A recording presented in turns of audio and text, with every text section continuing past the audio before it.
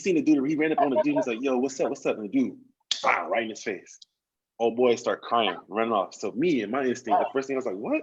So I started fighting this dude, and all I heard was, I was fighting him, right, and then I got hit in the back of the head, and then I swear I fell to the ground. All I seen was like Nike boots. It was a whole bunch of them, thumping the shit out of you, right? and then Cleo, you remember Cleo, my homeboy Cleo. Yeah, he jumped out the car. He's like, "What's up? What's up?" He hit one of the dudes. I swear, like 10 other dudes came and beat Cleo ass. We were so drunk, we got up and we shook each other hands like, "Whatever, you got into the fight too?" He's like, "Yeah." We got to the car, we started fighting. It's just Bro, like, that's wild. yeah, it was crazy. I was like, bro, it's like, and that dude who got hit, he was in the car. He was like, "Oh man, I love you." I'm like, "Nigga, you just see me get drunk, bro. I had a gash on my, I had like cracked ribs because of this dude. Like, yo, got my ass beat." I'm gonna tell you, like, well, when those boots are stumping me out, I got up and they were still hitting me. I'm like, "Look, I don't want to fight no more." They said, "What?" Dude hit me in the face. I said, "You good? I don't want to fight no more." I just walked off. Like, too many of them, dude. It was too many of them. I was like, "I don't want to fight no more." I don't want to hear it, nigga. What was too many, nigga? Martell, so look, we went to Texas, right? And bro, look, we went to Texas was it for Ryan's graduation? Yes. All right, so we went to Texas for Ryan's graduation, right? So we go out and we pull up, and it's supposed to be like a little block party or a house party. And it was in Dallas. So we pull up, we park like down the street. So as we walking up to the party, I forget old boy's name, but his sister, because me and Corey can never go nowhere without talking to some girls. I don't know why this is, but Corey was talking to, what was her name, Ebony or some shit like that? Denise. Yeah. And then I was talking to, I think a girl named Dejanay or whatever. And so her brother was with us. So the dude walks by, he looks at Dejanay and he's like, he said something to her like, "Oh, like come like talk to me or whatever." He's like, "Is this your man's or some shit?" So then her brother was like, "We all her man's or whatever." So then he was like, "We ain't here for that, bro. We just here to have a good time." So I guess old boy didn't like getting shut down.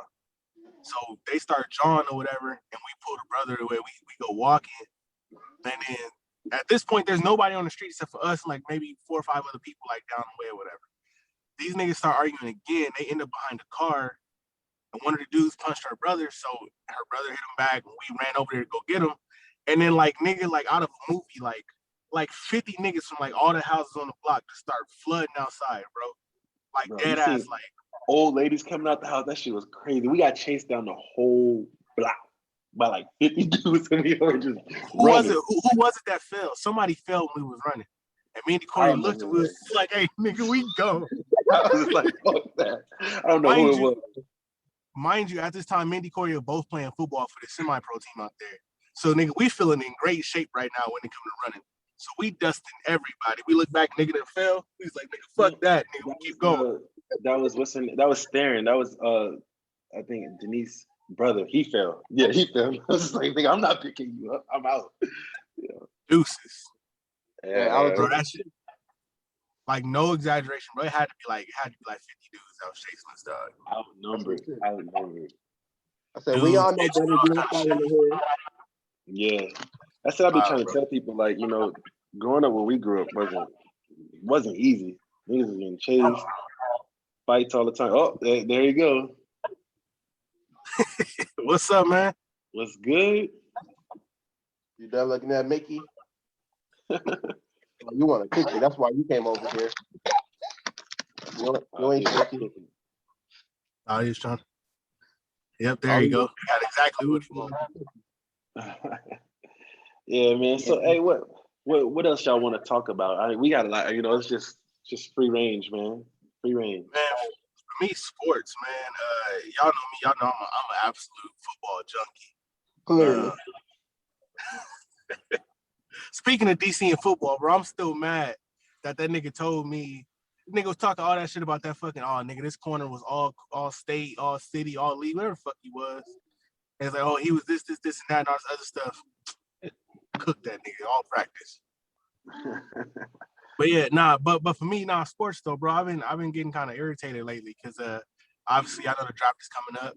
Uh-huh. And so every year I noticed a trend, and it's whenever there is a dominant black quarterback coming out, while everybody else is talking about how great all the other prospects are, the black quarterback always gets this kind of like slick little like shade thrown at him the entire draft process, where everything is like, oh yeah, but we don't know about his character issues. Can he throw the ball? Can he do this? Can he do that? And then they gloss over all the issues with like the white quarterbacks. Like for instance, this year, everybody know Trevor Lawrence is like quarterback savior. He's like Jesus at Clemson. And Justin Fields, their whole career, they the same age. Justin Fields has been right behind him.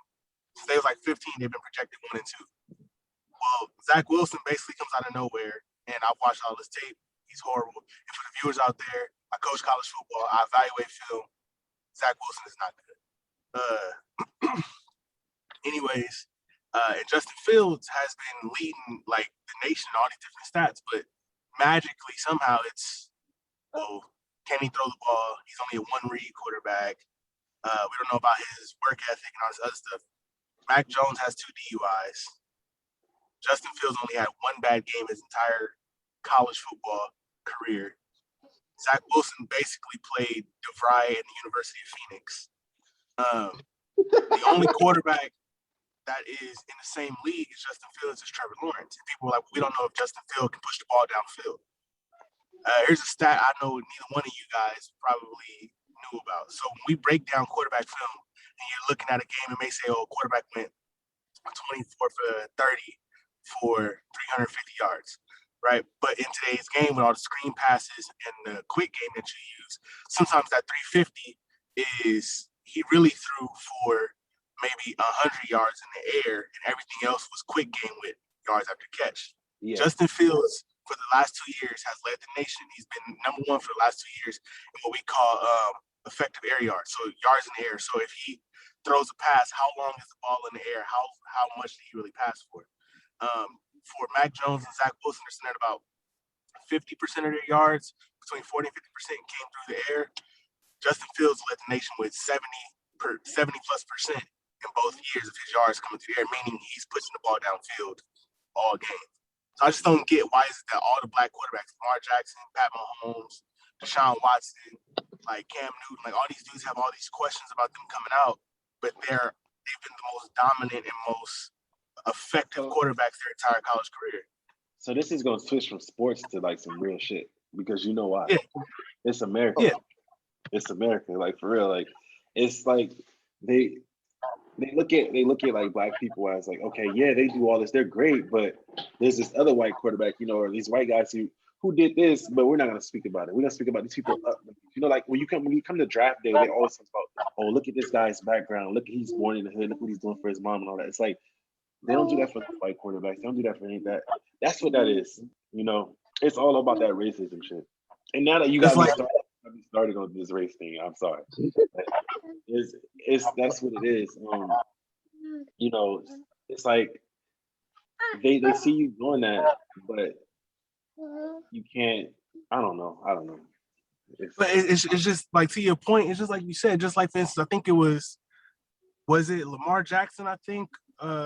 Or Deshaun Watson, one of them, they walk into, it was one of them dudes. They go into an interview with the teams that they have at the combine. All these white quarterbacks, all these other players, ain't never been asked this question. One of the GMs asked one of the quarterbacks, was his mom a prostitute? Did she ever used to be a prostitute, or was she a crackhead or anything like that? Like, but what? you're not gonna ask facts, because if you ask me that question, y'all might as well go ahead and prepare to make me undrafted, because this GM's about to get his ass whooped. Because that's not only that out of pocket, that's disrespectful. You know what I'm saying? Like, don't ask me no shit like that of my fucking mom. Hey, this is a football interview, bro. Football. We here for one reason only. And you know, that's why, like, America for me, man. Like, I just been watching the news lately. I've been seeing people get shot by the police, which is crazy, because I, you know, just growing up in the neighborhood I grew up in, I've been stopped by the police so many times. It's scary, you know. Right. Especially as like a black man, it's scary. You know, I got handcuffed before. I'm like, I didn't even do anything. So with that, like I remember being in Las Vegas on leave before I went to Japan. Right before I went to Japan, I almost went to jail because it sounds funny, like just me telling you the story. I walk in the club, right? I'm gonna tell you what I had on. I had on a gray sweater, black shirt, some black pants, and some black shoes, right? I walk in there, and this white girl's like, "Oh my god, that's him." I'm like, "What?" She's like, "Yeah, that's the guy who beat me up. He just jumped me with his homeboys. He has on a orange sweater. I know that shit." And I'm like, "I have on a gray sweater." Police came, rushed me, grabbed me, like, "Get the fuck out of here! You beating up on women." I'm like, "Yo, clearly this girl's drunk. She just told you I had an orange sweater on. I have on a gray sweater, and I just got here. What are you talking about? We don't fucking believe you. We don't fucking believe you. You like to hit on women." They kicked me out, and I'm just like, "Yo, I didn't do anything." And then the crazy thing about it, she seen another black dude. She's like, "That's the other guy." And the dude literally just walked in. And I'm just like, "The fuck?" Yeah, well, God forbid we touch one of the blonde-haired, blue-eyed American beauties. I'll say, you know, it's only been turned against us to begin with. Yeah, that's why I used to talk shit about me fucking white girls. I was just getting reparations for what they owed us. All these goddamn years. Yeah, okay. This guy. Wow. But real shit though, stories like that is why I'm trying to join San Bernardino PD. Because I believe it has to get better on both sides. And I'm not saying that it's our fault as to why shit is the way it is. But when you build trust and relationship, that has to be a two-way street. You know what I'm saying? Meaning, and I'm not telling black people just get over it and nothing like that. I would never say that because me personally, I get angry when I see wrongdoing, especially in our community. Yeah. But I'm not helping anybody by sitting on the sidelines bitching about it on Facebook. You know what I'm saying? So my goal is to join San Bernardino PD. It's like the third most dangerous city in America. It's also one of the poorest cities in America and one of the biggest black populations in America. And I want to work there while other people see it as a dangerous job. I see it as an opportunity.